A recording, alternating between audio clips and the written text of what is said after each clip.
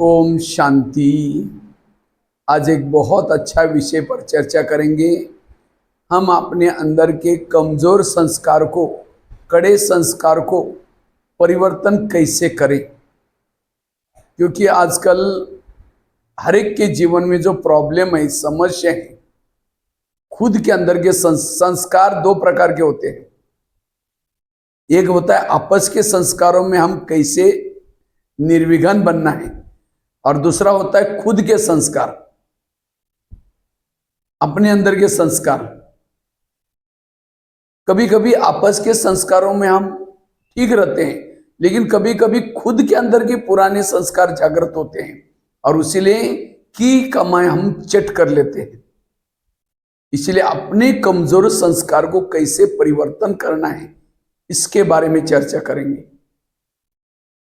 कमजोर संस्कारों को परिवर्तन करने के लिए सबसे पहले हमें देखना है कि मेरे अंदर क्या संस्कार है। आप अपने जीवन का एक प्रकार का काउंसलिंग करो, एक डीप में स्टडी करो। जब मैं जीवन के 9 साल से लेकर के 11 साल तक मेरे अंदर कौन से संस्कार थे जिसे मैंने भूले की, गलतियां की, वो केवल मुझे पता है और लोगों को पता नहीं है। तो कौन से संस्कार के वश होकर के मैंने ज्ञान में चलने तक अज्ञान काल में भूले के, उसको चेक करो। उसके बाद ज्ञान में चले, हमें समझ मिली ये राइट है, ये रॉन्ग है, ये अच्छा है, बुरा है, ये सारा पता चला। ये पता चलने के बाद भी कभी कभी हमारे कौन से संस्कार जागृत हो जाते हैं, वो चेक करो। मुझे लगता है जो अज्ञान काल में संस्कार थे, वही संस्कार ज्ञान में चलने के बाद मुझे तंग कर रहे। लेकिन उस समय का स्वरूप थोड़ा ज्यादा था। अभी हमें इतना विकराल रूप में नहीं आते, लेकिन कभी संकल्प में, कभी कभी कर्म में भी आते हैं। और यही मेरी बीमारी है, यही मुझे पुरुषार्थ करना है, उस कमजोर संस्कार को परिवर्तन करना है। अगर मैंने उस संस्कार को परिवर्तन नहीं किया, अंतिम समय वही संस्कार अंश के वंश बन जाएंगे। कभी कभी बाबा कहते हैं मेरे बच्चे क्या करते, कभी कभी रोरोवान में क्या बोलते, बाबा अब टेंशन में नहीं आना, अंत में मेरी कमजोरी संस्कार है, बुरी आदतें, वो खत्म हो जाएगा, क्योंकि जब विनाश हो जाएगा मुझे वैराग आएगा। बाबा कहते नहीं बच्चे, बहुत समय का अभ्यास चाहिए, बहुत समय का उस संस्कार के ऊपर जीत प्राप्त करने का पुरुषार्थ चाहिए। अचानक नहीं होगा, वैराग नहीं आएगा, क्योंकि अंतिम समय जब विनाश होगा, आत्मा शरीर छोड़ेगी, वह अंतराल में भटकती रहेगी। जब आत्माएं अंतराल में भटकती है तो उसी समय समझो उनको तो शरीर तो है ही नहीं, उनको विकारों का ख्यालात आएंगे, संकल्प आएंगे, तो क्या हो जाएगा, जो जिसके अंदर उस संस्कारों के अंश है, समझो किसी के अंदर काम विकार के संस्कार के अंश है, उसके अंदर प्रवेश करेगी। एक एक में 5-5, 6-6 आत्माएं प्रवेश करेगी, और उस समय विकारों का फोर्स बढ़ेगा। भले विनाश हो रहा है चारों तरफ, तो भी संस्कारों का फोर्स बढ़ेगा। इसीलिए बाबा कहते बहुत साल का इस संस्कार को परिवर्तन करने का हमें क्या करना है, पुरुषार्थ करना है। मेरे अंदर उस संस्कारों के अंश के वंश भी ना हो, ये अंश के वंश भी माया के प्रवेशता का गेट बनेंगे। जैसे भीष्म पितामह के सामने शकंडी कब आया, जब शकंडी आता है। शकंडी कौन था, कहते हैं अंबा और अंबालिका को उसने उठाकर लाया था कई समय पहले। एक के साथ किसी से शादी कराया, एक को नहीं कराया, तो उसने सोचा कि मैं बदला लूंगी, और चाहे कितना जन्म लेने पड़ेंगे, और उसी कई जन्मों का उसका पुराना हिसाब था। इसीलिए वो शकंडी के रूप में, जब भीष्म के सामने शकंडी आता था, उसके हथियार कोई काम नहीं करते थे, और इसीलिए इतना महारथी होने के बाद भी हार गया। तो ये कड़ा संस्कार, पुराना संस्कार, ये क्या है, हमें वही संस्कार क्यों हराता है? क्योंकि हमने भी जब द्वापर में, कलयुग में जब दुखी बने थे, अकेले बने थे, तनाव टेंशन में आए थे, सुख की अनुभूति करने के लिए हमने उस संस्कारों के सहारा लिया और उस संस्कार के वश होकर के भूले की और उस सुख प्राप्त करने की कोशिश की, और अब हमें ज्ञान में चलने के बाद उस संस्कार को छोड़ रहे। वो संस्कार कैसा जाएगा? क्योंकि मैं तुम्हारा बदला लूंगा क्योंकि तुमने मुझे यूज किया और अब मुझे छोड़ रहे। ये है सकंडी संस्कार। उस संस्कार को हमें परिवर्तन करना है। अगर संस्कार को नहीं बदलेंगे, क्योंकि संस्कार के वश होने से जो भी हम मेहनत करके महीना 2 महीना 3 महीना जो पुरुषार्थ करते, कमाई करते, स्थिति बनाते, वो संस्कार के वश होने से की कमाई हमारी चट हो जाती। जैसे गाड़ी स्पीड में चल रहे लेकिन अचानक कोई स्पीड ब्रेकर आया, उसका जो स्पीड है 0 बन जाता है। इसी तरह हम पुरुषार्थ करते, अच्छे पुरुषार्थ करते करते उस संस्कार के वश होने से हमारा पुरुषार्थ की स्पीड कम हो जाती है। बाबा तो कहते हैं बच्चे तीव्र पुरुषार्थ करो, समय कम है, लेकिन वो कड़ा संस्कार आकर के हमारे पुरुषार्थ में रुकावट डालता है। इसीलिए अब मुझे उसको क्या करना है? परिवर्तन करना है, उस संस्कार को समाप्त करना है। जैसे युद्ध चलता है, युद्ध में एक नीति होती है। दुर्योधन और अर्जुन का युद्ध चल रहा है, तो अर्जुन क्या करता है? दुर्योधन के ऊपर तीर चलाता है। बाकी उसकी सेना, दुश्मन सेना वो लड़ रहे, उनको कभी मारता नहीं, क्योंकि महारथी के साथ युद्ध करता है। अगर अर्जुन ने सबको मारता जा रहा है, दुर्योधन जिंदा है, तो भी उसकी विजय नहीं कहेंगे। विजय कब कहेंगे? जब मुख्य जो मारा गया तब विजय कहेंगे। तो इसी तरह हम भी क्या करते हैं? मैंने ये छोड़ा, ये संस्कार छोड़ा, ये सब छोड़ा, मैंने ये बुराई छोड़ी, ये छोड़ी, बस ये कर गया। जब वो ये कड़ा संस्कार जब हमारे ऊपर अटैक करता है, मारे हुए सारे जिंदे हो जाते हैं। फिर हम कहते हैं ये कैसा हो गया? क्योंकि हमने युद्ध की नीति गलत अपनाई। इसलिए अपने कड़े संस्कार को मारो, उस कमजोरी को समाप्त करो, तो ऑटोमेटिकली विजयी बनेंगे।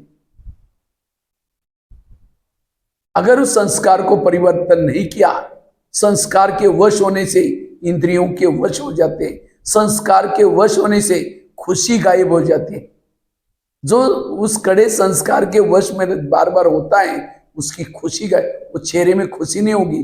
पराजय वाला कभी खुश नहीं रह सकता। इसीलिए अब मुझे उस संस्कार को परिवर्तन करना है। अगर उस संस्कार के वश होंगे, वायुमंडल खराब हो जाएगा, इंद्रियों के वश हो जाएंगे, की कमाई चट हो जाएंगी, लास्ट में भी बाबा मिलन होगा। जैसे बाबा मिलन पहले शुरू में होता था मधुबन में, तो क्या होती थी? दादियाँ बैठती थी, बाबा बैठता था, जोन इंचार्ज टीचर बहने अपने अपने सेंटर की भाई बहने चलते थे, तो लास्ट में भी बाबा मिलन होगा। उस समय अव्यक्त वतन में होगा, और उस समय बाबा बैठा है, बहने टीचर बहने बैठे, दादियाँ बैठेंगी, और 2 स्क्रीन चलेंगे। एक साइड पर हमें ब्राह्मण बनने के बाद क्या क्या भूले की, किस किस संस्कार के वश हो गए, उसके सारे फोटोग्राफ्स और वीडियो बाबा के पास है। और दूसरे स्क्रीन में क्या चलेगा? हमको बाबा ने बीके क्यों बनाया, ज्ञान में क्यों चलाया, उसकी स्क्रीन चलेगी। और जब हमने ब्राह्मण बनकर के क्या क्या गलती की थी, उसकी जो फोटो आएंगे, बाबा कहेंगे फोटो तुम्हारा है, किसका और रखा है? उस समय चेहरा नीचे होगा, अरे मैंने ये भूले की। इसीलिए बाबा कहते बीके बन करके हमें कोई भी संस्कार के वश नहीं होना है।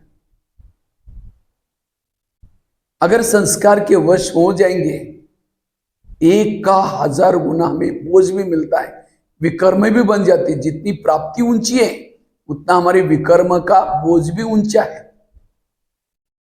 कई कहते जब हम ज्ञान में आए ना, हमारी स्थिति बहुत अच्छी है, लेकिन पता नहीं अभी क्या हो रहा है। क्यों हो रहा है? क्योंकि जब हम ज्ञान में आए थे, बाबा ने सारा बोझ क्या क्या नीचे रख दिया। लेकिन जैसे ज्ञान में चलते गए, हमने भूले करते रहे, संस्कार के वश होना शुरू कर दिया, तो 1 का 100 गुना 1000 गुना बढ़ता गया। और एक बार अगर बढ़ गया, फिर मुश्किल है निकालना। इसलिए अब हमें उस संस्कार के वश नहीं होना है। मम्मा मम्मा क्यों बनी? मम्मा एक गलती दोबारा नहीं करती थी। जिसे एक महाभारत में एक बहुत सुंदर दृश्य दिखाते हैं। पांडव बड़े हो गए, कौरव बड़े हो गए, तो सबको लगता है अब राजा किसको बनाए जाए? तो सब कहते हैं जो योग्य है वो राजा बनाए जाए। उनको लगता है योग्य कौन है? तो पांडव की कौरव की सभा बिठाई और सभा के अंदर एक 4 लोगों को पकड़ करके लाया जिनके गले काले कपड़े से बांधे थे, ढके हुए थे। तो सबसे पहले प्रश्न पूछा दुर्योधन को, अगर तुम राजा बनोगे, राजकुमार बनोगे, तुम्हारे सामने ऐसी कोई केस आएगी, तुम उनको क्या सजा देंगे? इन चारों ने मिलकर के एक व्यक्ति का मर्डर किया। तो दुर्योधन जोश में आता है, कहते हैं क्या मर्डर किया है? मर्डर का बदला मर्डर, इन चारों के भी गले छाट दो, गले काट दो।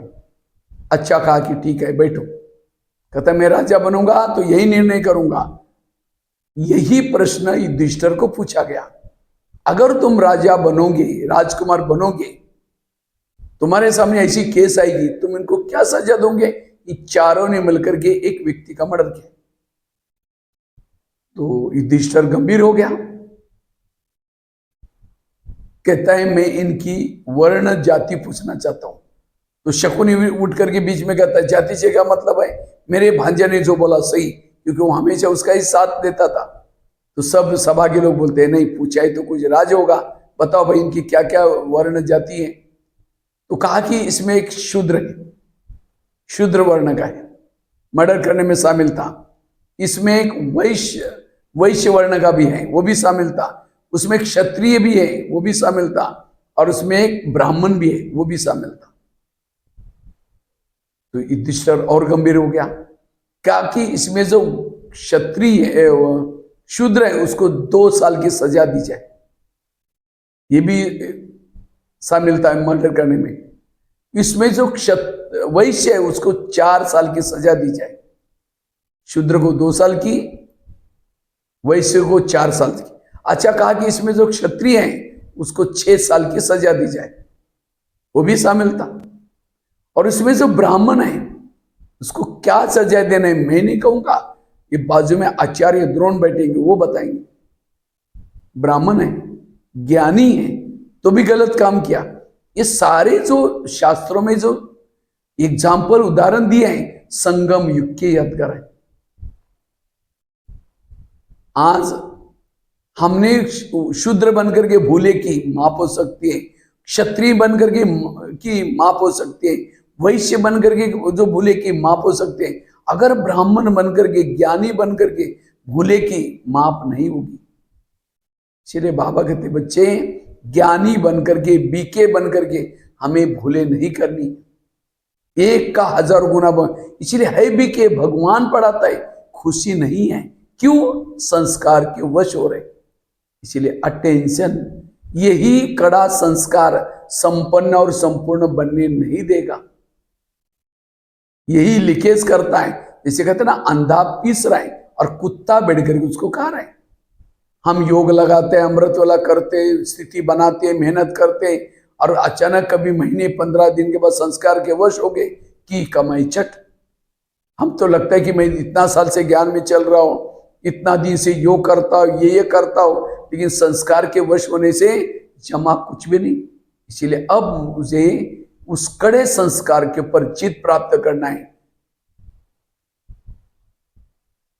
इसे और एक महाभारत में एक दृश्य दिखाते हैं, कौरव पांडव की विजय हो गई, पांडव विजय हो गए, कौरव के ऊपर जीत प्राप्त किया।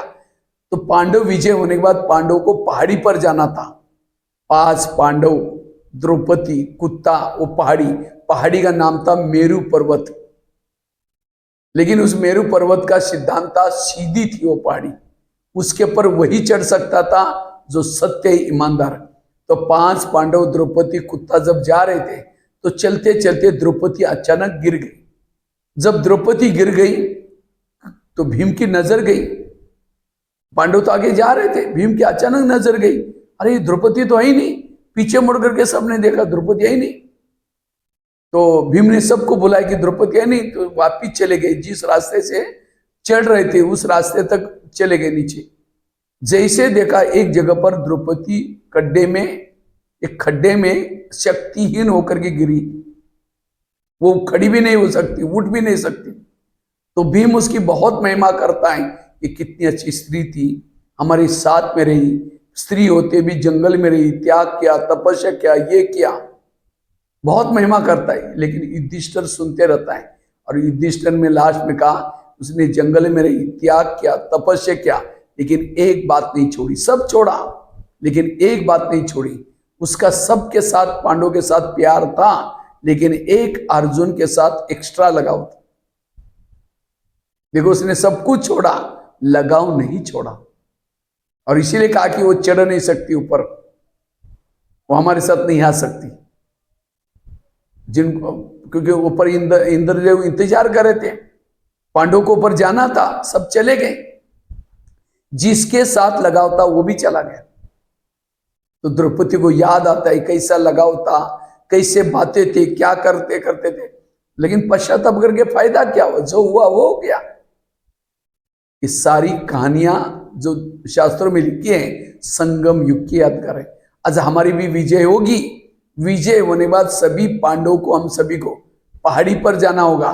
पहाड़ी मतलब माउंट आबू वाली नहीं, पहाड़ी अर्थात परम धाम।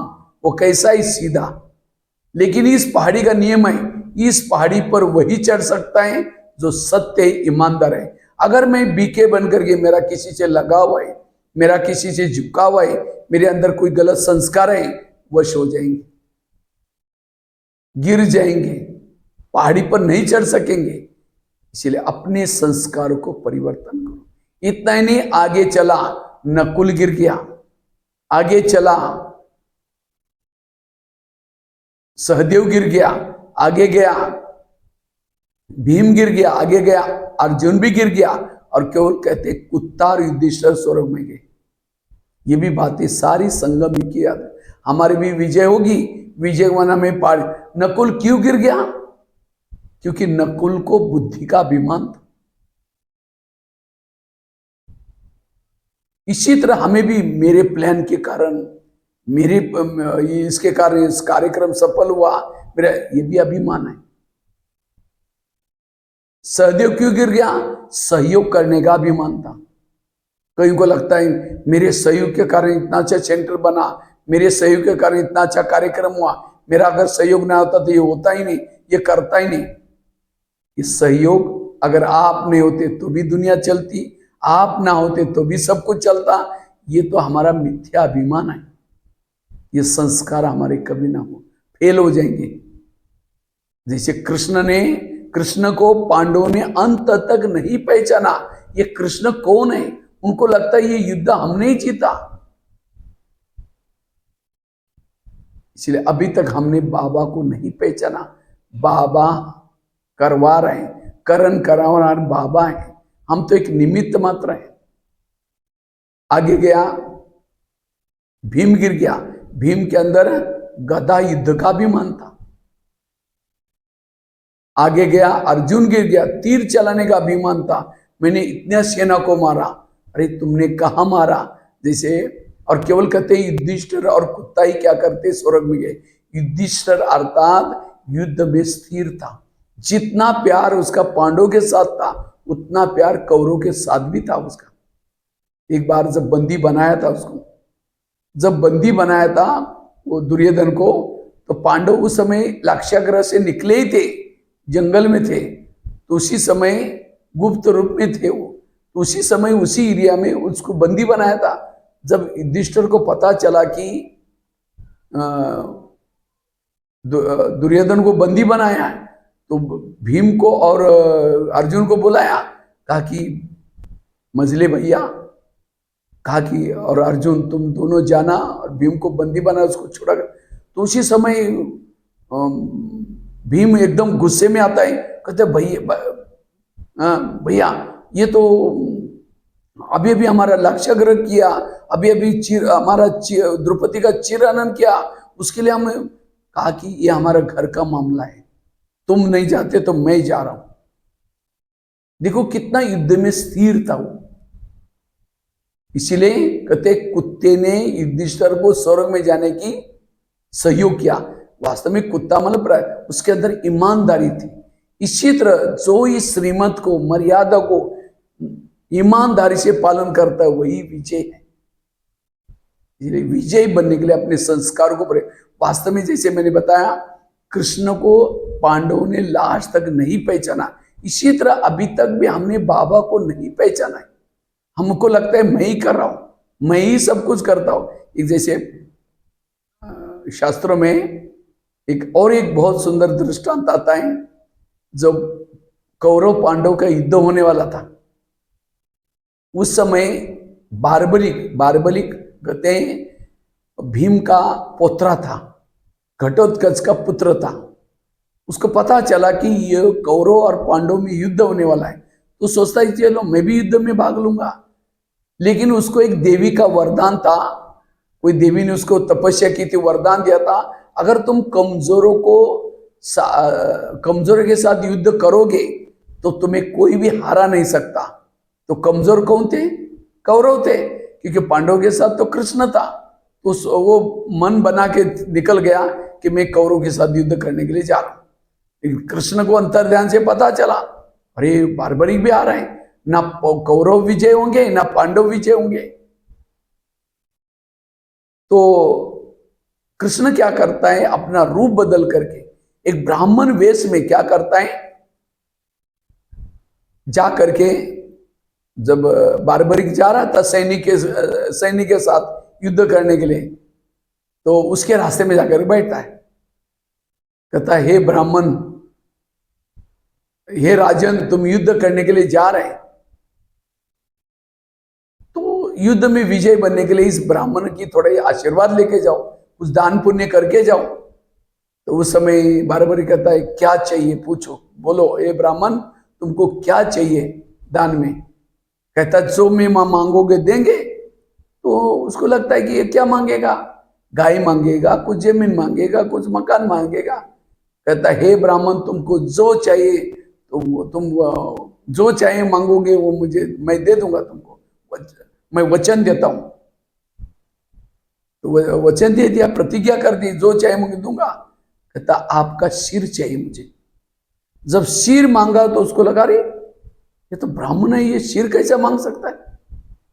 अब वचन का तो बारबरिक पक्का था, उसने कहा मैंने तो वचन दे दिया, लेकिन आप सिर मांगने वाले आप कौन। तो कृष्ण ने अपना रूप धारण किया, तो आपने मेरे साथ ऐसा, लेकिन कहता है कोई बात नहीं, मैंने वचन दिया है, लेकिन मेरी एक इच्छा है, मुझे वो युद्ध देखना है। कहता ठीक है। तो सिर निकाल करके दिया उसको, और क्या करता है, एक पेड़ को टांग कर रख दिया। और जब युद्ध चल रहा था, वो सिर बारबरिक साक्षी होकर के सारा युद्ध देख रहा था। जब युद्ध पूरा हुआ, विजय हो गए, तो कौरव और पांडव उसी पेड़ के नीचे, पांडव आपस में लड़ रहे थे। कौरव के ऊपर जीत प्राप्त किया पांडव ने, लेकिन आपस में लड़ रहे थे। भीम कहता है मेरे गदा के कारण विजय हो गए। अर्जुन कहता है तुम्हारी गदा तो कुछ नहीं थी, मेरे तीर थे। वो कहता है मेरी गदा थी, वो कहता है मेरे तीर थे। उस समय वो सिर ऊपर से जोर से हंसता है, कहता है ना तुम्हारे तीर थे ना तुम्हारी गदा थी, मैं देखता था एक चक्र घूमता था, पूरा युद्ध में चक्र घूमता था, गले काटता था, चक्र घूमता था गले। अगर तुम्हारा तीर भी जाता था, तीर के सामने मैं चक्र देखता था, वो चक्र गला काटता था। तुम्हारी गदा भी चलती थी, गधे के सामने भी वो चक्र रहता था। कहते सारी विजय का श्रेय है उस चक्र को। माना कृष्ण इस युद्ध का मुख्य विजय का निमित्त है। अब भीम को गुस्सा आता है, उसके ऊपर एक गदा मारता है, वो सिर मुक्त हो जाता है, आत्मा चली जाती। ये सारी बातें संगम की याद करें। आज हमारी भी विजय होगी, विजय होने के बाद पांडव आपस में लड़ेंगे, अभी भी लड़ रहे।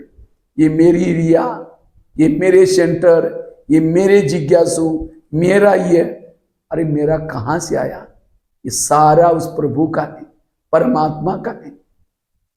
हम तो एक बैकबोन है, बैकबोन तो परमात्मा है, हम तो एक निमित्त मात्र है। जैसे कठपुतली को नचाते हैं, जब कठपुतली डांस करते हैं, महीन धागे होते हैं और पर्दे के पीछे बैठ करके क्या करता है, वो उंगलियों से नचाता है।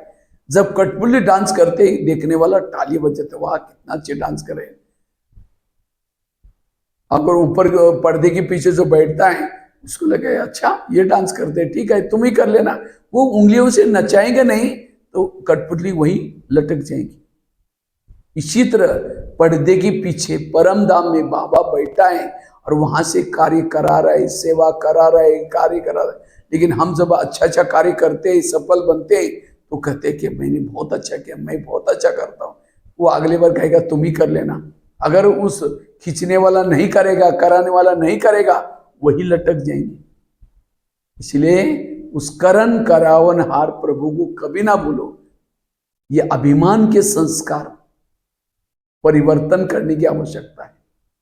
बाबा कहते हैं मेरे अच्छे अच्छे बच्चे थे, बहुत अच्छा ज्ञान योग करते थे, लेकिन वो आज है ही नहीं, चले गए। कहां गए, क्यों गए? उन्होंने यहां आकर के क्या किया?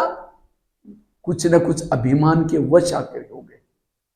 अभिमान वाला इस ज्ञान में चल नहीं सकता। इसलिए अभिमान के संस्कार हमें परिवर्तन करना है। करण, हमेशा ब्रह्मा बाबा ने भी कहा करण करावनहार करा रहे, मम्मा ने कहा करण करावनहार करा रहे, ब्रह्मा बाबा ने कहा कि निराकारी बनो, निर्विकारी बनो, निरहंकारी बनो। हमारी दादी ने भी क्या कहा? दादी ने भी कहा निमित्त भाव, निर्माण भाव, निर्मल वाणी। तो सभी बड़ों ने भी हमें क्या किया है? इस अभिमान को कर, अभिमान वाला चला जाता है। इसलिए निरहंकारी के संस्कार चाहिए। बाबा कराता है, बाबा कराता है। तो अपने अंदर के जो संस्कार को, कई मेरे अंदर अभिमान है या काम का संस्कार है या क्रोध का संस्कार है, कौन से संस्कार है वो चेक करो। अभिमान है उसकी निशाने, उसको अपमान की फीलिंग होगी। मुझे पूछा ही नहीं, मुझे बिना पूछे क्या, ये पूछ पूछ की पूछ। और पूछ वाले लोग, पूछ वाले भगत कहाँ होते? त्रेता युग में होते। त्रेता में जितने भी राम के भगत है सबको पीछे से पूछे, और सतयुग में जो गोप गोपी का किसी को भी पूछ नहीं है। इसलिए निरहंकारी संस्कार। तो हम उस कड़े संस्कार को कैसे परिवर्तन करें? उसके लिए 5-6 युक्ति आप लोगों को सुनाता हूं। सबसे पहली युक्ति है, अगर उस कड़े संस्कार को परिवर्तन करना है, उस कमजोर संस्कार को परिवर्तन करना है, उसके लिए अमृत वेला हमें क्या करना है? बाबा को अपनी कमजोरी को सुनाना है। अब मुझे लगता है 3-4 दिन पहले एक मुरली चली थी, 3-4 दिन तो क्या, कल परसों ही मुरली चली थी। बाबा ने कहा कि बच्चे रोज अमृत वेला क्या करो, अपने बाबा सर्जन को क्या करो, अपनी बीमारी को सुनाओ। बाबा से कोई भी बातें छिपाओ नहीं, अपनी कमजोरी को, कमियों को बताओ बाबा को। जैसे वार्ड में जब डॉक्टर चक्कर लगाता है, जब वार्ड में डॉक्टर चक्कर लगाता है तो पेशेंट क्या करता है? उठ करके बैठता है। और सब डॉक्टर, पेशेंट को पता चलता है कि भी डॉक्टर आने का समय हो गया, तो उठ करके बैठता है और डॉक्टर को अपनी बीमारी को बताता है। डॉक्टर ऐसा हुआ, ये हुआ। अगर समझो डॉक्टर चक्कर लगा रहा है, पेशेंट सोया पड़ा हुआ है, डॉक्टर उठाने की कोशिश करेगा, नहीं उठा तो निकल जाएगा। तो फिर वो जो पेशेंट को कहाँ लेके जाना पड़ेगा चेकिंग करने के लिए? ऑफिस में लेके जाना पड़ेगा। वो चल ही नहीं सकता, मुश्किल से चलता है, उसको ही तकलीफ हो जाएगी, दुख दर्द होगा। इसीलिए डॉक्टर जब वार्ड में आता है तब पेशेंट क्या करता है? अपनी बीमारी सुनाता है। डॉक्टर जी मुझे ऐसा वैसा हुआ, दोबारा उल्टी हुआ, ये हुआ। इसी तरह बाबा भी एक क्या है? डॉक्टर है, सुप्रीम सर्जन। इस संसार की सारे लोग जिसको शरीर है, सारे पेशेंट। किसको काम की बीमारी लगी है, किसको क्रोध की, किसको लोभ की, किसको लालच की, ईर्ष्या, घृणा, नफरत। हर इंसान इन बुराई रूपी, विकार रूपी बीमारियों के वश में है।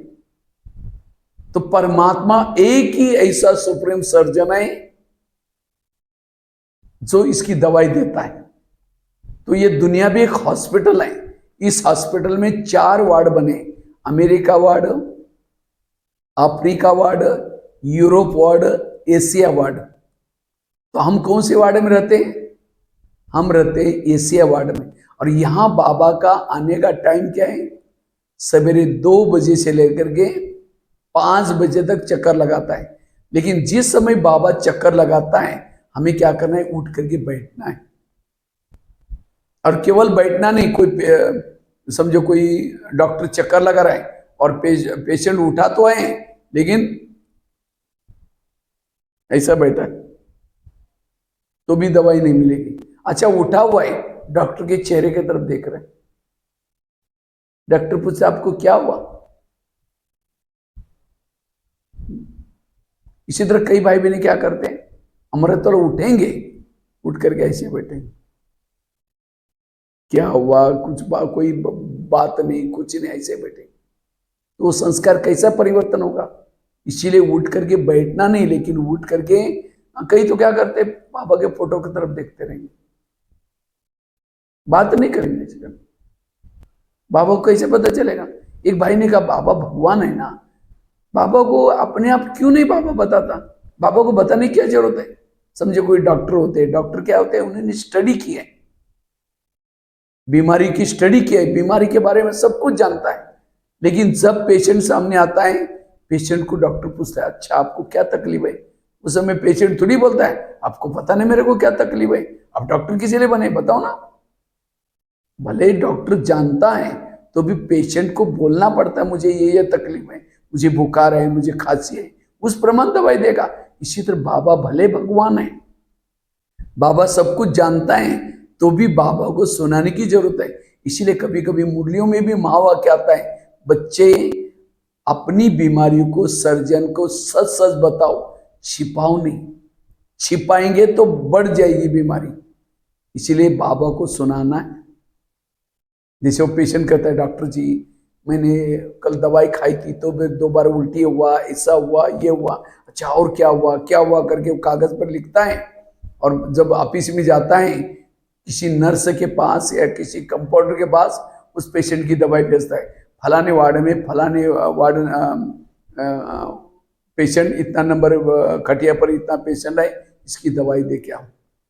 तो इसी तरह हमें भी क्या करना है, जब बाबा अमृत वाला चक्कर लगाता है तो बाबा को सुनाओ, बाबा मैंने कल आपकी मुरली सुनी तो भी मुझे पता नहीं कैसे काम विकार के संकल्प चले, थोड़ा सा गुस्सा भी आया, थोड़ा परचेंदर भी चला, बाबा ऐसा ऐसा हुआ, ये हुआ। तो बाबा क्या करेगा, वह बातें फिर आपकी बीमारी के बातें कोई मधुबन से, माउंट आबू से कंपाउंडर के रूप में कोई बहन या भाई को भेजेगा और उसी टॉपिक के ऊपर क्लास चलेगी जो आपकी बीमारी है, जो प्रॉब्लम है। या फिर मुरलियों के अंदर वही टैबलेट्स आपको भेज दी जाएगी, उसी वही मुरली चलेगी जो आपके प्रॉब्लम है, या टचिंग के द्वारा दवाई मिलेगी। इसीलिए बाबा को जरूर सुनाओ, सच सच सुनाओ। इसीलिए बाबा को सुनाने की जरूरत है। अच्छा कोई प्रॉब्लम नहीं तो भी पेशेंट ऐसा नहीं देखता रहता है, क्यों? प्रॉब्लम नहीं तो भी क्या बोलता है, डॉक्टर जी आपका बहुत बहुत धन्यवाद, आज एकदम मैं ठीक हूं, मुझे कोई प्रॉब्लम नहीं, कोई समस्या नहीं, थैंक यू डॉक्टर, ऐसा बोलता है ना।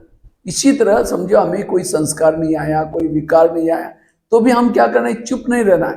बाबा शुक्रिया, आपका ये ज्ञान योग करके मैं कितना खुश हो गया हूँ बाबा, अब मुझे कोई क्रोध नहीं तंग करता, मुझे काम तंग नहीं करता, शुक्रिया बाबा, धन्यवाद बाबा। तो बाबा को लगेगा मेरा पेशेंट आज एकदम ओके, ठीक है, ये है योग। हमें क्या करना है, बाबा से रोलवान करना है। तो बाबा को सुनाने से संस्कार का प्रभाव कम हो जाएगा। दूसरी युक्ति है, मुरलियों से स्टडी करो। अगर उस संस्कार को परिवर्तन करना है, बदलना है, तो मुरलियों की स्टडी जरूरत है। जैसे एक हम चित्र दिखाते हैं सीढ़ी में एक लास्ट में चित्र है, एक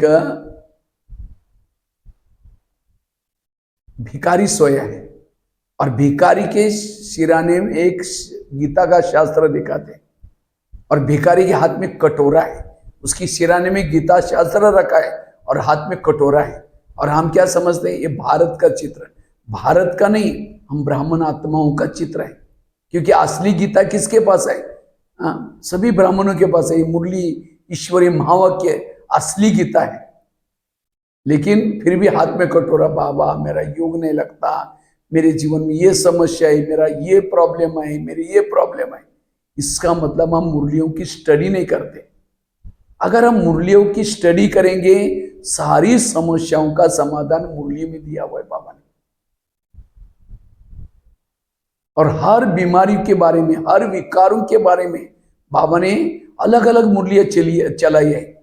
1969 से लेकर के 2017 तक बाबा की अव्यक्त मुरलियां चली। अगर उस मुरलियों की मधुबन में वो किताबें मिलती है लिटरेचर में, वहां से मधुबन से किताबें लेके आओ। और उस किताब की कीमत ज्यादा नहीं है, 15 रुपए 10 रुपए कीमत है। और वो डायरेक्ट भगवान वाच्य, मुझे लगता है डायरेक्ट भगवान वाच्य कोई भी युग में नहीं मिलते, केवल संगम युग में मिलते हैं। और वो भी मुरलियां, ये ज्ञानामृत या किताबें, ये भगवान वाच्य नहीं, ये विचार सागर मंथन करके बनाए हुए पॉइंट्स हैं। लेकिन डायरेक्ट भगवान, उसमें कोई मिक्सरट नहीं है, वो है मुरली। जो ब्रह्मा के तन में स्वयं परमात्मा ने बताए हुए महावाक्य, उसी मुरलियों के आधार से शास्त्र बनते, ग्रंथ बनते, रीति रिवाज बनते, रस्में बनते, सारे इससे से बनते। लेकिन आजकल हम क्या करते हैं, फेसबुक में, व्हाट्सएप में, यूट्यूब में इतनी सारी चटपटी बातें आती हैं, हम उन मुरलियों की स्टडी नहीं करते, उन बातों में चले जाते हैं, और इसलिए प्रॉब्लम्स का समाधान नहीं होता। समझो मेरे पास कोई एक चीज है, समझो ये चीज है, मैंने इससे क्या किया, इस कुर्सी को टच किया, ये कुर्सी सोने की बन गई। स्टैंड को टच किया, स्टैंड सोने का बन गया। मोबाइल को टच किया, मोबाइल सोने का बन गया। पंखे को टच किया, सोने का बन गया। स्टूल का टच किया, सोने का बन गया। तो आप इस सोने की चीजों को वैल्यू देंगे या इसको वैल्यू देंगे? इसको वैल्यू देंगे ना, क्योंकि ये अगर आपके पास है तो कई सोना आप बना सकते हैं। इसी तरह आज मुरली सुन करके शिवानी बहन बने, मुरली सुन करके दादिया बनी, मुरली सुन करके महारथी बने। आज हम उसको ये करने के बजाय हमें मुरलियों को महत्व देना है, मुरलियों की स्टडी करनी है। जो मुरलियों को स्टडी करके उसको फॉलो करता है उसका जिम्मेवार बाबा है, और जो औरों के अनुसार चलता है उसका जिम्मेवार बाबा नहीं। इसलिए मुरलियों की जितनी स्टडी करेंगे उतना वो कमजोरी आपकी समाप्त हो जाएगी। और खास जैसे डिस्पेंसरी में जाते हैं तो दवाई कौन सी मांगते हैं? डिस्पेंसरी तो हर बीमारी की टेबलेट लगा रखे रहते हैं। पेट दर्द है कहेंगे भाई जी, फार्मेसी जो डॉक्टर होगा कहेंगे डॉक्टर जी मुझे पेट दर्द की दवाई चाहिए। सिर दर्द है कहेंगे सिर दर्द की दवाई चाहिए। इसी तरह मुरली भी एक प्रकार की डिस्पेंसरी है जिसके अंदर काम की, क्रोध की सारे टेबलेट्स लगे। हमें मुरलियों से वही पॉइंट्स लेने हैं जो मेरे प्रॉब्लम्स हैं। ये है मुरली सुनने का तरीका। और वो हमें तब आएगा जब मुरली से पहले आकर के हम आधा घंटा का तक योग करेंगे। हम क्या करते हैं, सीधा आकर के मुरली सुनते हैं, मन बुद्धि एकाग्र नहीं होते। एकाग्रता मन बुद्धि में नहीं होगी तो आज मेरे सामने माया किस रूप से आने वाले, आज मेरा युद्ध में कौन से इसे युद्ध होने वाला है ये हमें पता नहीं होगा, तो हम युद्ध में हार जाएंगे। इसलिए मुरली से पहले योग करके फिर मुरली सुने। और मेरे जो कमजोरी है उसके लिए आज बाबा ने क्या पॉइंट दिया उसको कैच करना है, तब हम विजय बन जाएंगे। इसलिए अलग अलग प्रकार के मुरलियों में अलग अलग प्रकार के पॉइंट हैं, तो इसलिए हमें मुरलियों की स्टडी करना जरूरी। जैसे काम के ऊपर मुरलियां चली, क्रोध के ऊपर चली, लोभ के ऊपर चली, उसके लिए एक स्पेशल हम डायरी भी बना सकते हैं। और उसी डायरी में उसी विकारों के प्रति जो बाबा कहता है उसको कैच करके हमको क्या करना है, उसकी स्टडी करना है। ये हो गया दूसरी बात। तीसरी बात है उस संस्कार को परिवर्तन करना है। उसके लिए जो आत्माएं निमित्त बाबा ने रखे हैं सेंटर पर, जो बहनें निमित्त है, जो अनुभवी हैं, हम उनको भी सुना सकते हैं। दीदी जी, बहन जी, मेरे अंदर ये प्रॉब्लम है, मेरे अंदर ये संस्कार है।